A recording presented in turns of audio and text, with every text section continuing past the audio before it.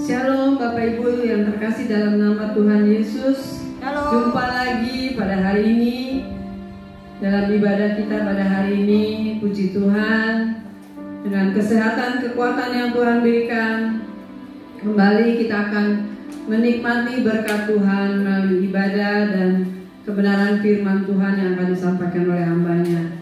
Terima kasih buat waktu dan kesempatan yang Tuhan berikan. Kita mau tetap bersyukur apapun yang kita alami saat ini, bahwa kita mau tetap percaya bahwa Tuhan selalu baik, amat baik, sangat baik. Amin. Mari kita mau berdoa bersama-sama sebelum kita mulai ibadah kita pada pagi hari ini. Kembali kami datang kepadamu Tuhan. Terima kasih buat waktu dan kesempatan satu kali lagi Engkau berikan kepada kami untuk kembali kami boleh menikmati berkat-Mu melalui ibadah kami, melalui pujian kami, bahkan melalui berkat kebenaran firman-Mu Tuhan. Terima kasih buat waktu yang indah ini Tuhan. Kami bersyukur dan berterima kasih. Dan kami percaya Tuhan, apapun yang kami alami saat ini, dan kami tetap percaya bahwa Engkau baik, sangat baik, bahkan amat baik dalam kehidupan kami. Terima kasih Tuhan. Kembali kami menyerahkan ibadah kami ke dalam tangan-Mu, dari awal, pertengahan hingga akhirnya. Hanya di dalam nama Tuhan Yesus kami berdoa dan kami mengucap syukur. Amin. Engkaulah kekuatanku. Mari kita menaikkan pujian ini bersama-sama. Engkaulah kekuatanku, tempat perlindunganku saat badai menerpa. Aku tak akan goyah, aku tak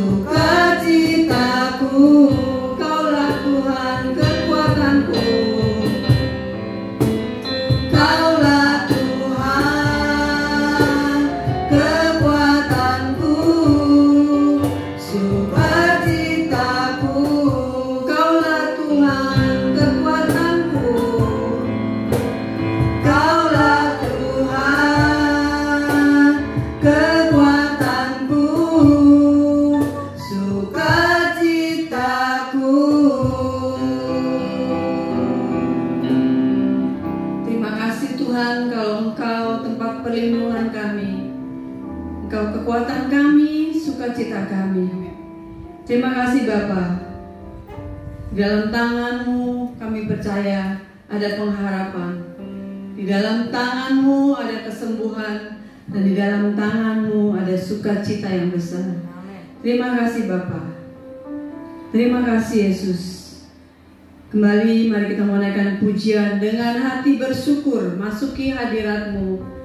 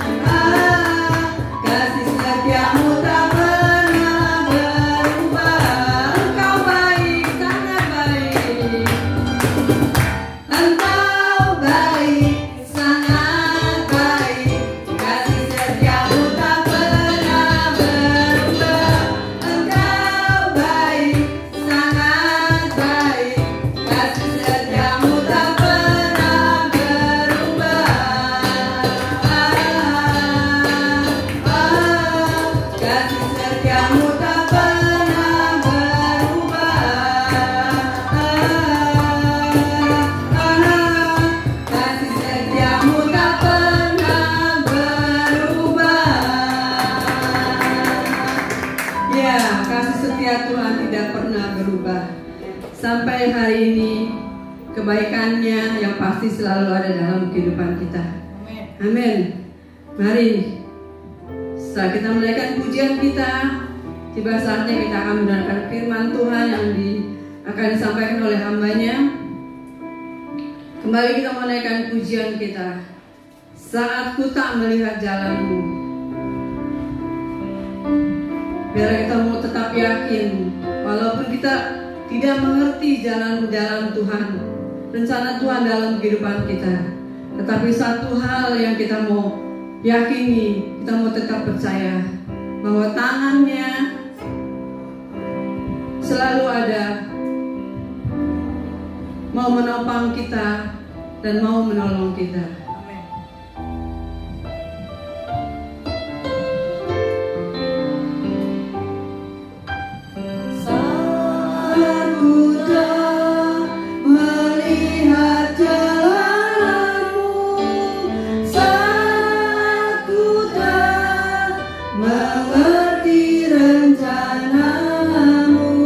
Namun tetap ku pegang janjimu.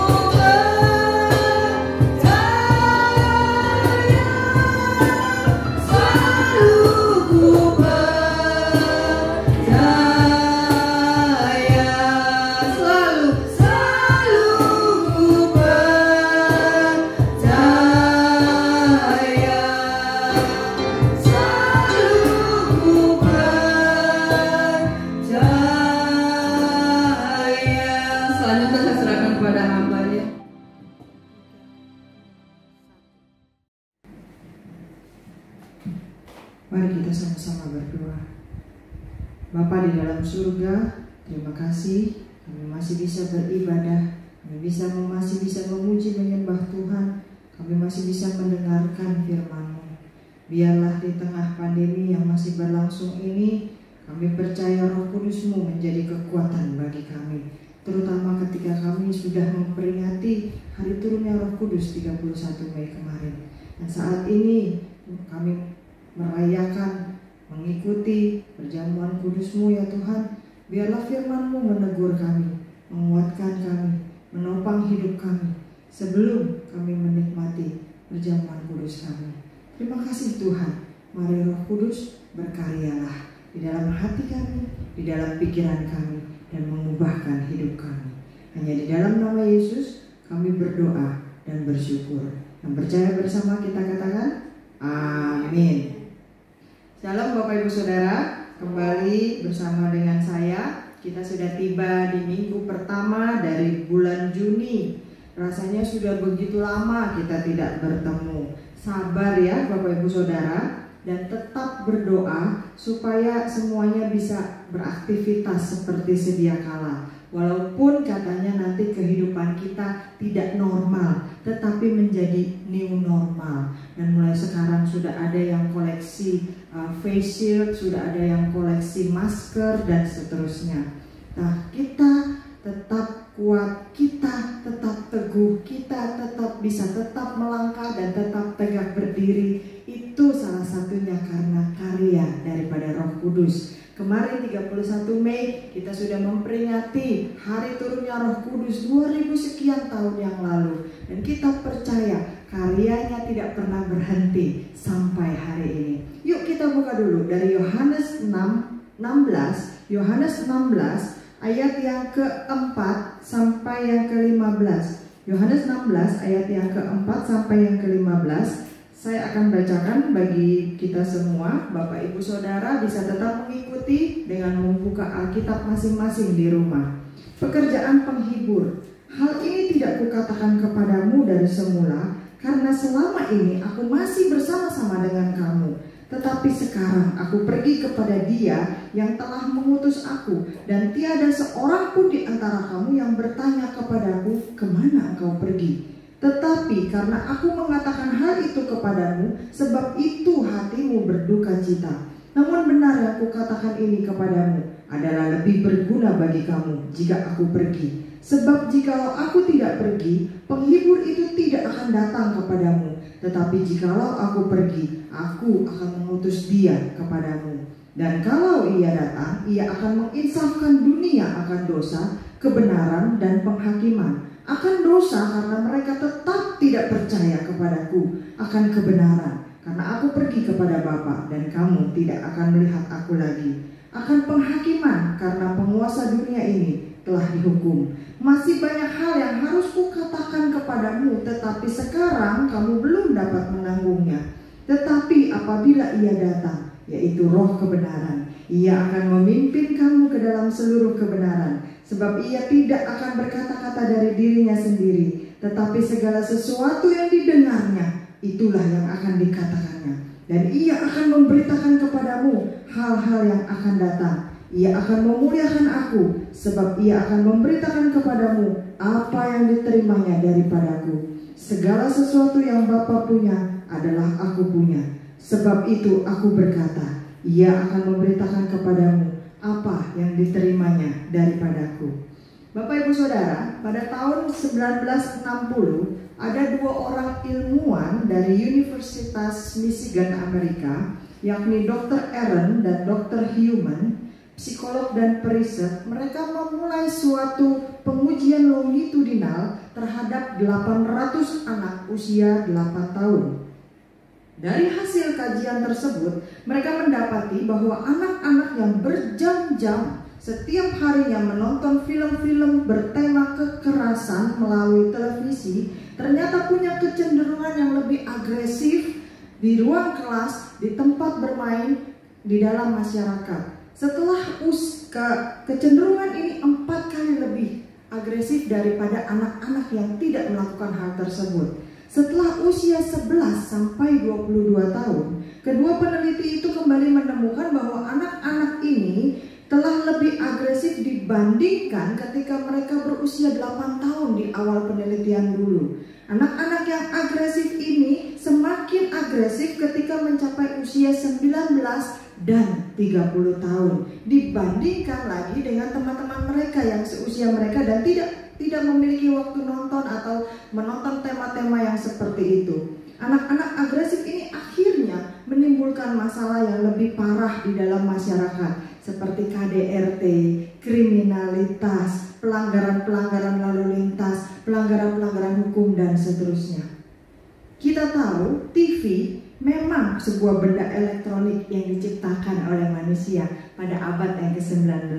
Tetapi penelitian tadi menunjukkan bahwa TV punya pengaruh yang sangat besar dalam perilaku manusia, dalam hidup manusia, dalam membentuk karakter manusia sampai hari ini.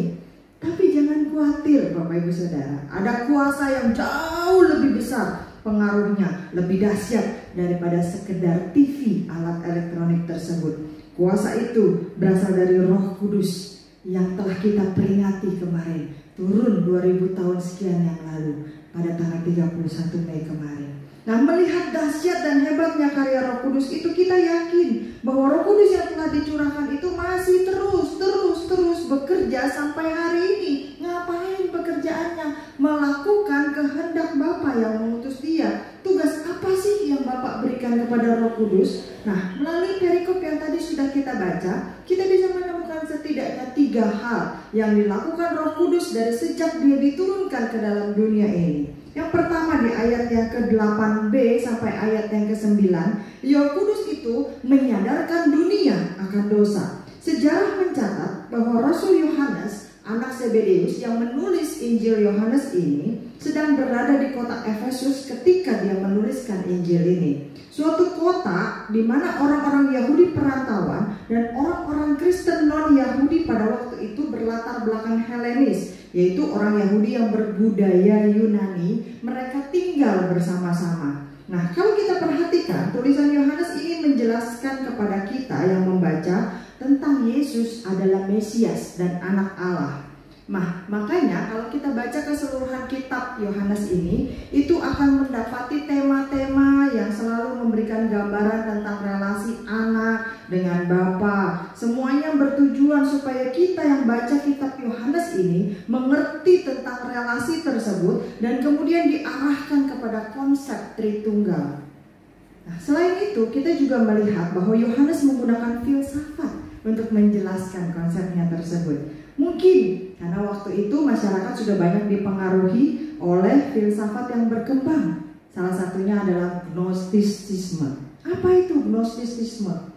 Ini adalah sebuah paham dari Yunani yang percaya bahwa alam ini memiliki 2 roh, yaitu dunia roh dan dunia materi. Dunia roh adalah tempat di mana Allah berada, tempat yang suci, tempat yang murni, tempat yang baik, tempat yang tidak bisa dijangkau. Nah, dunia materi adalah tempat kita berada sekarang, tempat yang jahat, penuh dosa, tempat yang buruk, tempat yang tidak baik. Menurut mereka yang menganut filsafat ini, karena Allah itu suci dan murni, Allah tidak bisa berhubungan dengan dunia di tempat kita tinggal sekarang ini, yang jahat, yang busuk, yang kotor.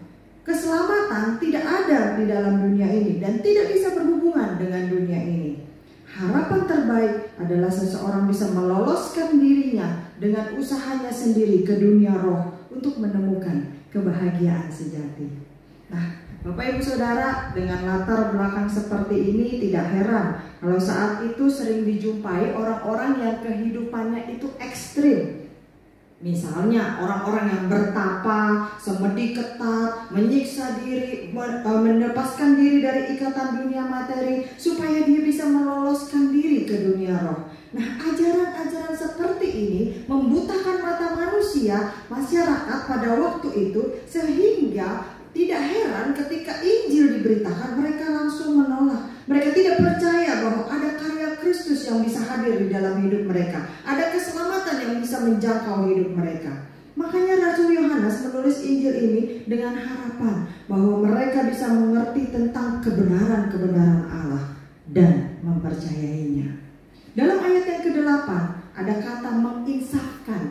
menyadarkan. Dalam bahasa aslinya ini digunakan istilah hukum yang artinya mendakwa dengan memberikan bukti-bukti sehingga orang itu tidak bisa lari lagi, tidak bisa mungkir lagi, dan sudah jelas bahwa dia sadar dengan kesalahan yang dilakukannya.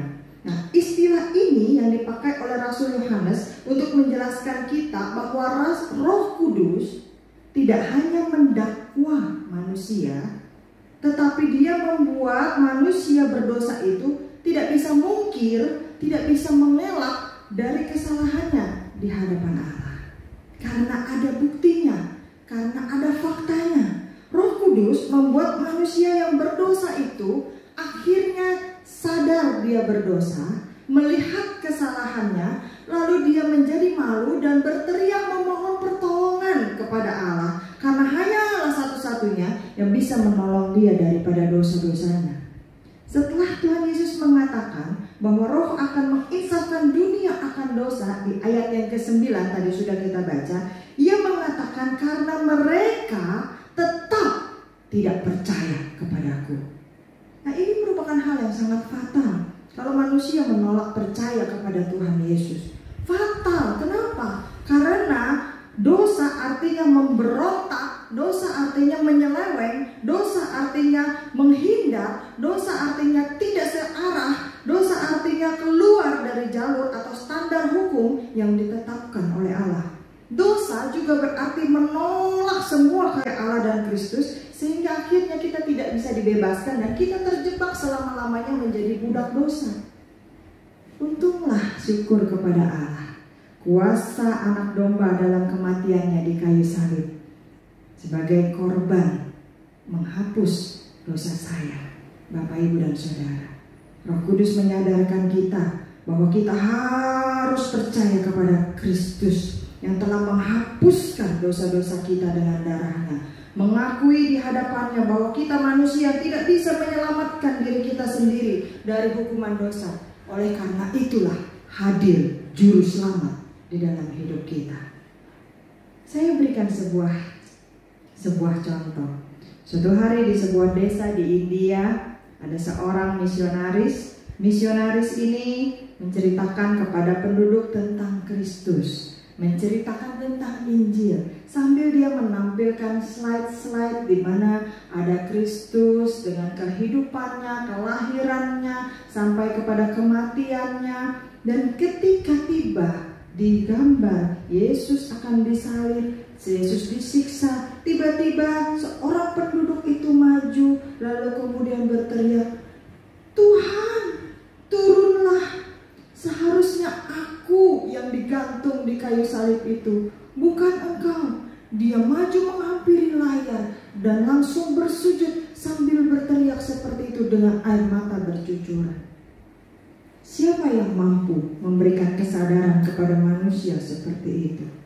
Apa yang membuat seseorang yang telah disalib dan dianggap sebagai penjahat di Palestina 2000 sekian tahun yang lalu bisa membuat banyak orang tersentuh dan dijamah hatinya sampai hari ini? Satu-satunya jawaban adalah karena ini karya Roh Kudus. Ini pekerjaan Roh Kudus. Roh Kudus yang membeberkan kebenaran dan menjamah hati manusia bahwa kau manusia berdosa dan harus kembali kepada Allah. Satu-satunya jalan adalah dengan menerima Tuhan Yesus Kristus sebagai Tuhan dan Juru Selamat. Tugas Roh Kudus yang pertama dari 2000 tahun yang lalu ketika diturunkan sampai hari ini adalah menyadarkan manusia akan dosa-dosanya. Kalau manusia tidak sadar akan dosanya, dia tidak akan mencari solusi, dia tidak akan mencari juru selamat, dia tidak akan mencari jalan keluar. Yang kedua yang kita lihat, Roh Kudus tugasnya menyadarkan manusia akan kebenaran. Yohanes 16 ayat yang ke-8c dan ayat yang ke-10 tadi sudah kita baca. Nah, konsep kebenaran yang dimaksudkan Rasul Yohanes dalam ayat ini adalah kebenaran yang hakiki, kebenaran mutlak, kebenaran satu-satunya yang berasal dari Allah. Nah, tulisan ini dimunculkan karena pada waktu itu ada konsep-konsep kebenaran Allah manusia yang banyak mewarnai tulisan-tulisan Yunani dan mempengaruhi masyarakat pada waktu itu. Nah, beda dengan kebenaran Allah yang digambarkan dalam hidup Yesus Kristus, bahwa segala sesuatu yang dikerjakan oleh Kristus itu sesuai dengan kehendak Bapa. Kadang-kadang kita mikir begini, untuk melakukan sesuatu kita merasa diri kita benar, tapi apa yang kita anggap benar bagi orang lain itu belum tentu benar. Menurut saya berikan contoh, menurut saya kalau keluar rumah harus pakai jas, harus pakai celana panjang, harus pakai kaos kaki, harus pakai sepatu. Tetapi menurut orang lain, kalau keluar rumah cukup pakai celana pendek, cukup pakai kaos, cukup pakai sendal jepit. Lalu kebenaran mana yang mutlak? Nah, pikiran-pikiran seperti ini, contoh sederhana seperti ini memperlihatkan kepada kita bahwa tidak ada kebenaran yang mutlak. Masing-masing orang merasa dirinya benar, sehingga Yohanes perlu menuliskan bahwa kebenaran yang mutlak itu ada di dalam Kristus. Kebenaran Kristus menjadi standar, menjadi ukuran bagi seluruh umat manusia.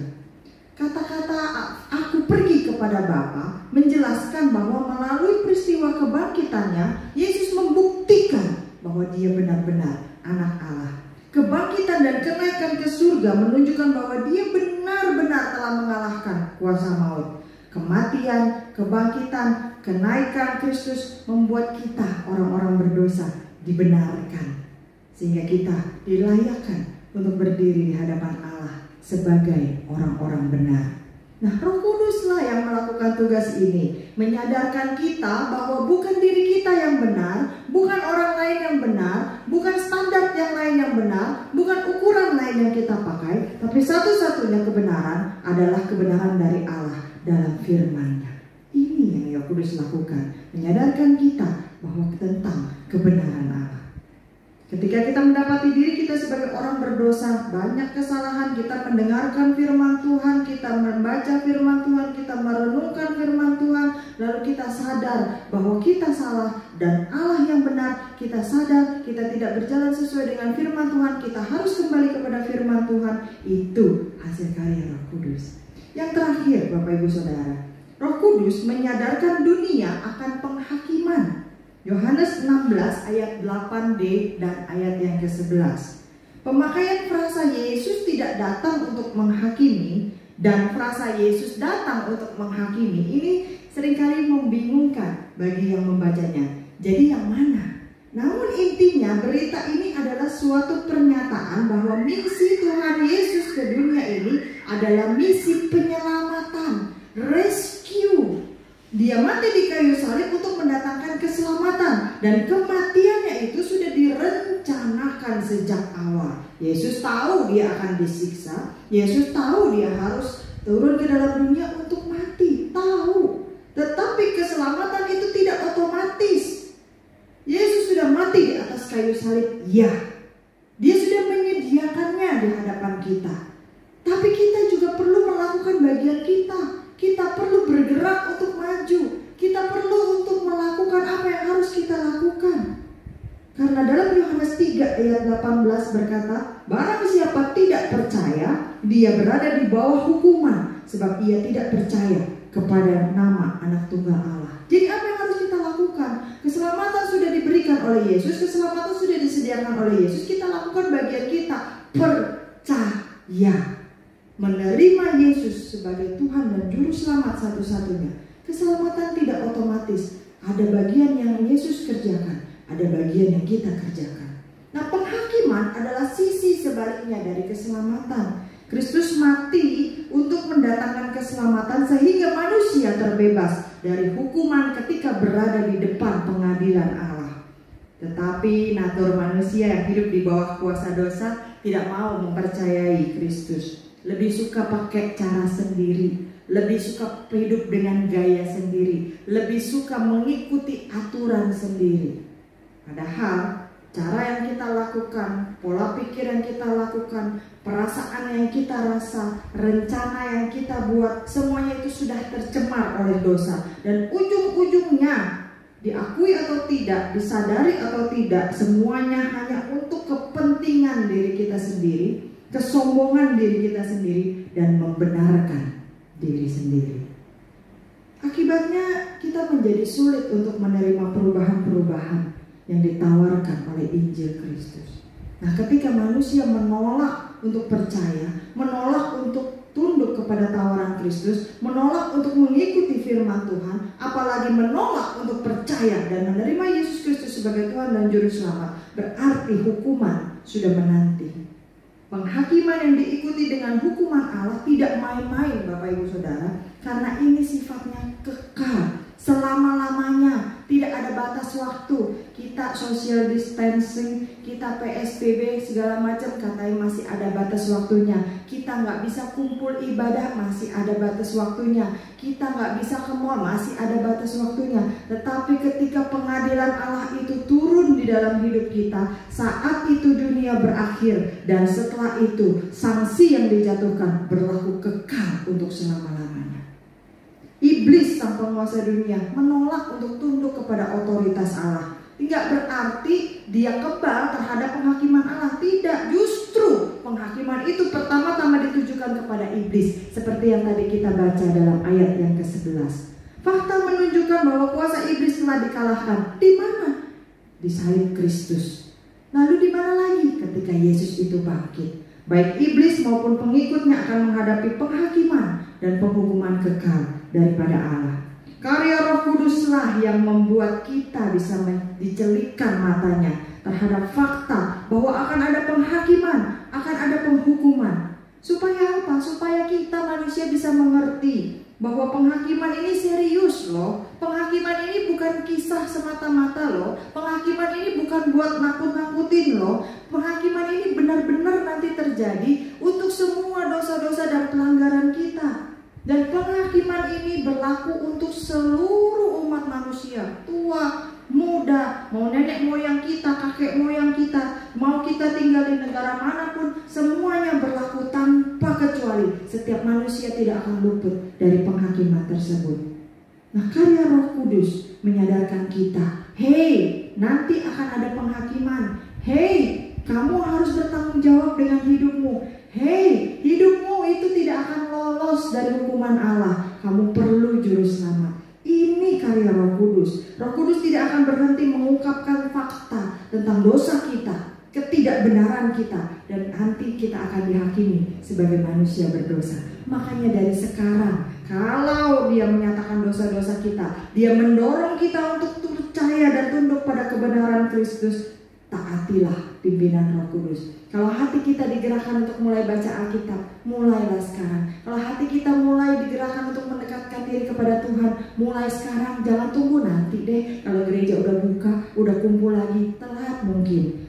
Mulai dari sekarang. Taatilah pada apa yang Roh Kudus katakan, dan janganlah mendukakan Roh Kudus. Karena dengan menolak Roh Kudus, dengan tidak percaya, maka kita mendukakan hati Roh Kudus. Padahal Roh Kudus itu disuruh oleh Bapa memberikan anugerah kepada kita, menjadi penolong, pengingat, penyadar bagi kita. Nah, sebagaimana tertulis di dalam Lukas 12 ayat yang ke-10, saya akan bacakan. Lukas 12 ayat yang ke-10. Setiap orang yang mengatakan sesuatu melawan anak manusia, ia akan diampuni. Tetapi barang siapa menghujat Roh Kudus, ia tidak akan diampuni. Jadi ingat, ketika kita merasa tidak perlu Tuhan, tidak perlu menerima pimpinan Roh Kudus, tidak perlu taat dengan suara Tuhan di dalam hati kita, tidak perlu mengikuti firman Tuhan dalam hidup kita, ingat, kita sudah mendatangkan hukuman bagi diri kita sendiri. Padahal Yesus mati di kayu salib untuk melepaskan kita dari hukuman tersebut. Jadi kalau kita tanya, mau ngapain sih Roh Kudus itu di dalam dunia ini? Ngapain sih Yesus naik ke sorga, Roh Kudus diturunin? Tugasnya 3. Yang pertama, Roh Kudus menyadarkan kita akan dosa-dosa kita, dosa-dosa seluruh dunia. Yang kedua, Roh Kudus menunjukkan bahwa yang benar itu hanya Allah, bukan pikiran kita, bukan hati kita, bukan standar kita, bukan ukuran kita. Yang ketiga, Roh Kudus menyadarkan kita, nanti di akhir dunia, nanti di akhir hidupmu akan ada penghakiman. Kalau kau tidak punya Yesus Kristus sebagai Tuhan dan Juru Selamat dalam hidupmu, maka kau tidak akan lolos dari hukuman Allah. Dan itu sifatnya kekal, tidak ada deadline, selama-lamanya. Makanya kalau mau percaya Tuhan, sekarang. Kalau mau ikut firman Tuhan, sekarang. Kalau mau mendekatkan diri kepada Tuhan, sekarang, jangan tunggu nanti. Amin buat firman Tuhan. Mari kita berdoa sebelum kita masuk ke dalam perjamuan kudus. Bapa di dalam surga, terima kasih untuk firman-Mu yang sudah bisa menegur kami, mengingatkan kami, menyadarkan kami bahwa seringkali kami menjadi orang-orang yang sombong, kami menjadi orang-orang yang merasa tidak butuh Tuhan, padahal kami tidak bisa melepaskan diri dari dosa-dosa kami. Dan Yesus Kristus sudah melakukan sesuatu karya yang luar biasa dalam hidup kami. Yesus Kristus sudah meninggalkan surganya yang mulia turun ke dalam dunia, mati di kayu salib untuk menghapuskan dosa-dosa kami, sehingga kami bisa menikmati keselamatan. Dan kami harus melakukan bagian kami. Kami harus menerima Yesus Kristus sebagai Tuhan dan Juru Selamat di dalam hidup kami. Terima kasih Tuhan. Mari Tuhan, mari Roh Kudus yang Kau berikan di dalam hati kami, biarlah Kau teguhkan kami, Kau kuatkan kami, supaya kami mampu menjadi pelaku-pelaku firman yang baik, dan bukan hanya sekedar pendengar saja. Dalam nama Yesus kami berdoa dan bersyukur. Amin.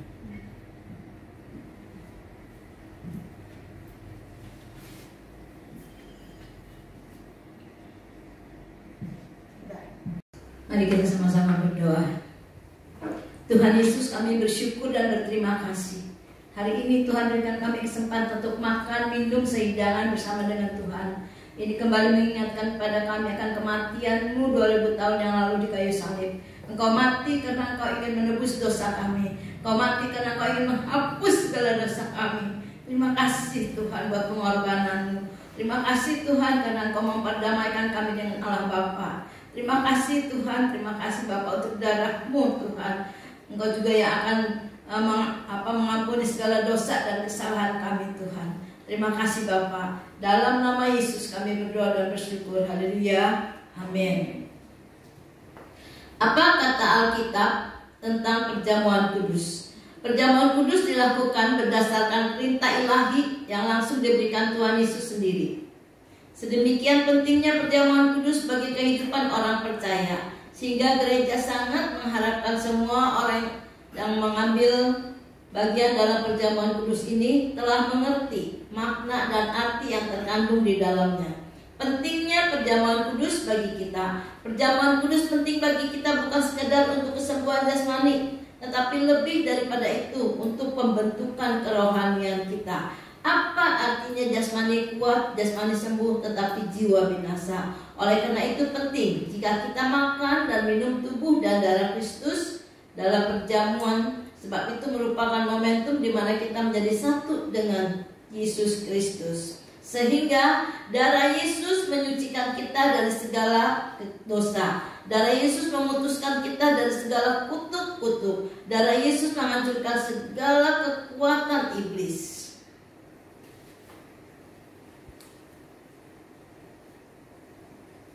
Karena itu hendaklah tiap-tiap orang menguji dirinya sendiri, dan baru sesudah itu ia makan roti dan minum cawan itu.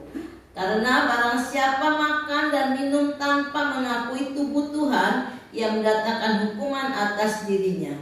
Jadi barang siapa dengan cara yang tidak layak makan roti atau minum cawan Tuhan, ia berdosa terhadap tubuh dan darah Kristus.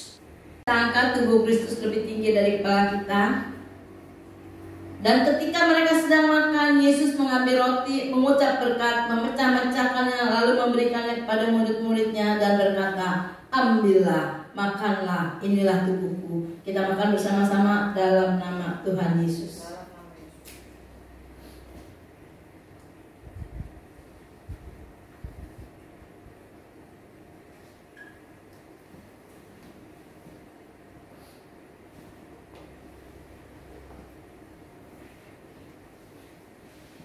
Dan sesudah itu kita angkat tubuh Kristus lebih tinggi dari kepala kita. Dan sesudah itu ia mengambil cawan, mengucap syukur, lalu memberikannya kepada mereka dan berkata, "Minumlah kamu semua dari cawan ini, sebab inilah darahku, darah perjanjian, yang ditumpahkan bagi banyak orang untuk pengampunan dosa." Kita minum bersama-sama dalam nama Yesus. Kita akan berdoa. Tuhan Yesus, kami bersyukur dan berterima kasih. Kami percaya tubuh dan darah-Mu yang menyatu dengan kami tidak sia-sia, tapi memperbaharui kami Tuhan, sehingga kami boleh hidup baru di dalam Engkau. Dan firman-Mu berkata, yang lama sudah berlalu, yang baru sudah terbit. Terima kasih Tuhan, kejadian baru sudah Engkau jadikan di dalam kehidupan kami. Biarlah kami dapat melalui hari-hari kami dengan kejadian baru ini Tuhan, karena Engkau yang sudah memperbaharui kami. Terima kasih Bapa. Di dalam nama Yesus kami percaya, kami yang sakit sudah disembuhkan, kami yang letih lesu sudah diberikan kelegaan, kami yang dalam pergumulan sudah diberikan kemenangan Tuhan. Bahkan kami yang butuh jawaban, firman-Mu sudah memberikan jawaban kepada kami. Terima kasih Tuhan, terima kasih buat segala sesuatu yang Tuhan sudah lakukan buat kami Tuhan, untuk kebaikan-Mu, untuk kasih setia-Mu, untuk pengorbanan-Mu Tuhan. Kami percaya Tuhan, semuanya menjadi berkat bagi kami. Dan ajar untuk kami Tuhan melakukannya dalam kehidupan kami. Terima kasih Bapak. Di dalam nama Yesus kami sudah berdoa dan bersyukur. Haleluya. Amin. Ya, puji Tuhan, setelah kita mendengarkan kebenaran firman Tuhan yang disampaikan oleh hamba-Nya, tiba saatnya kita akan berdoa syafaat yang disampaikan oleh Ibu Gembala, dan juga kita akan menerima doa berkat. Dan sebelumnya mari kita menaikkan pujian. Kami memuji kebesaran-Mu, kami memuji kebesaran-Mu. Kami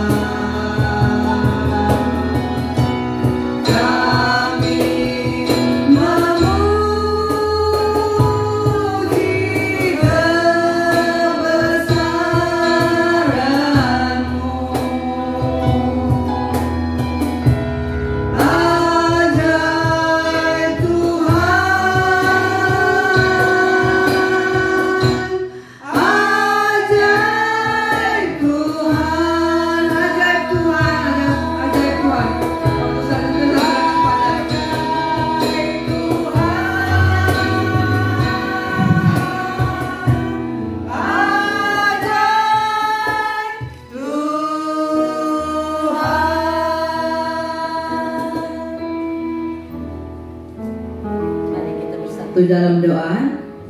Tuhan Yesus, kami bersyukur dan berterima kasih kalau hari ini kami boleh mengadakan ibadah walaupun di rumah kami masing-masing, tapi Engkau mempersatukan hati kami Tuhan.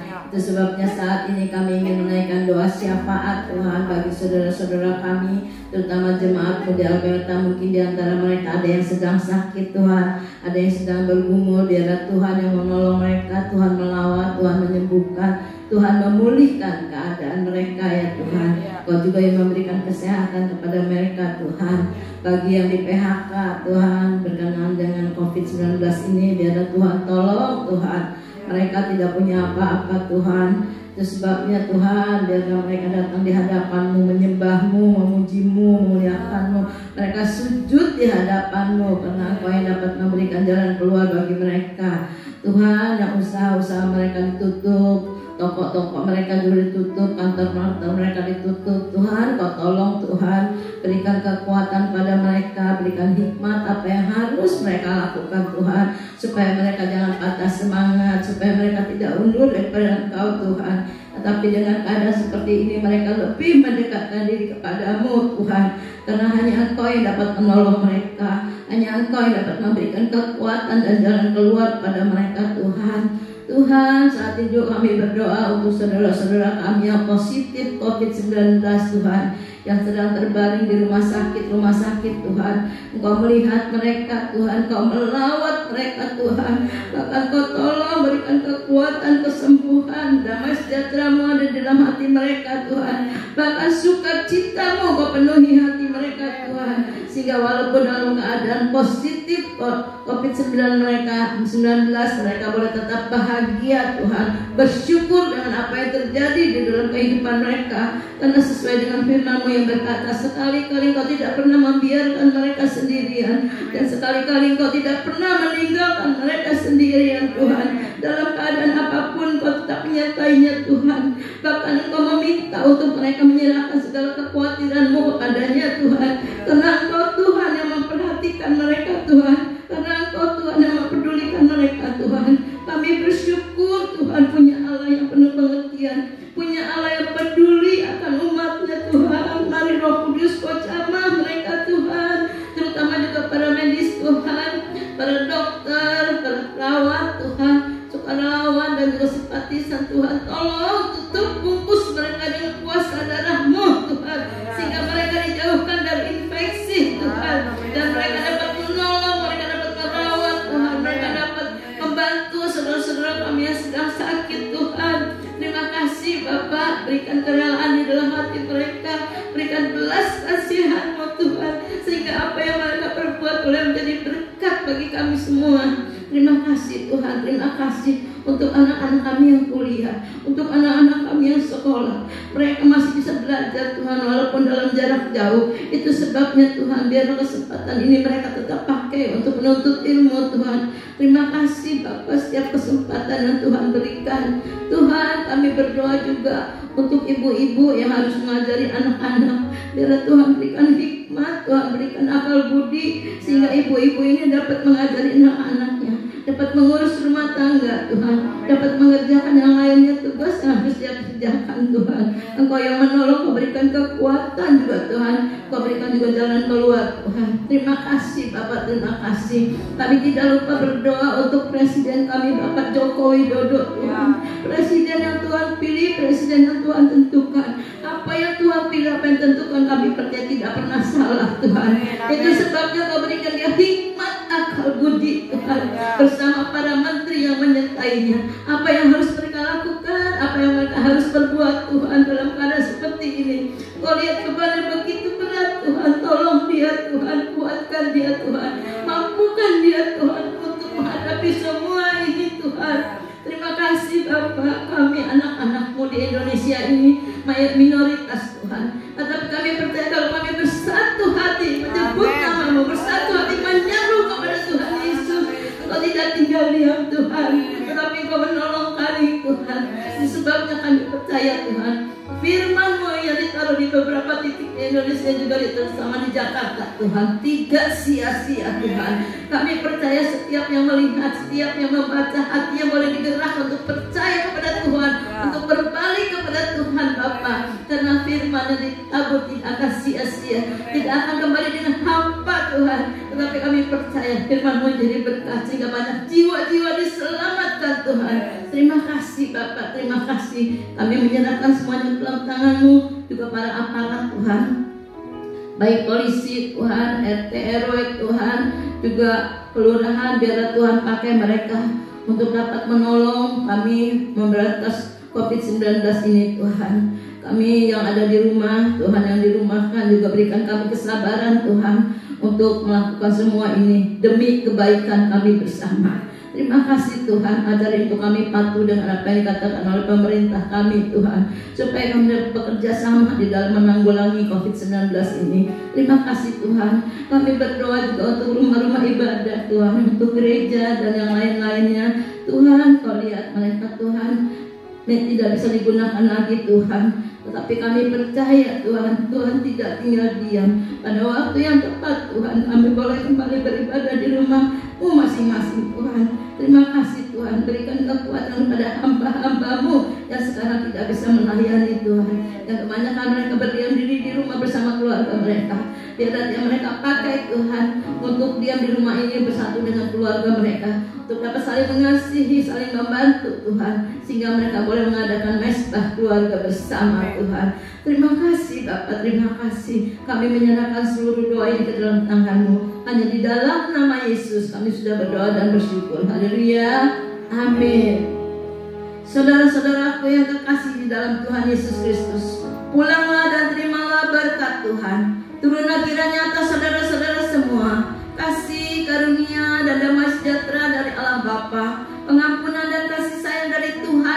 Kristus, penghiburan, penyertaan, bahkan pimpinannya dalam kekuasaan Roh Kudus memimpin kita sekalian. Mulai saat ini sampai Maranatha, Tuhan Yesus datang yang kedua kali. Di dalam nama Tuhan Yesus kami sudah berdoa dan bersyukur. Haleluya.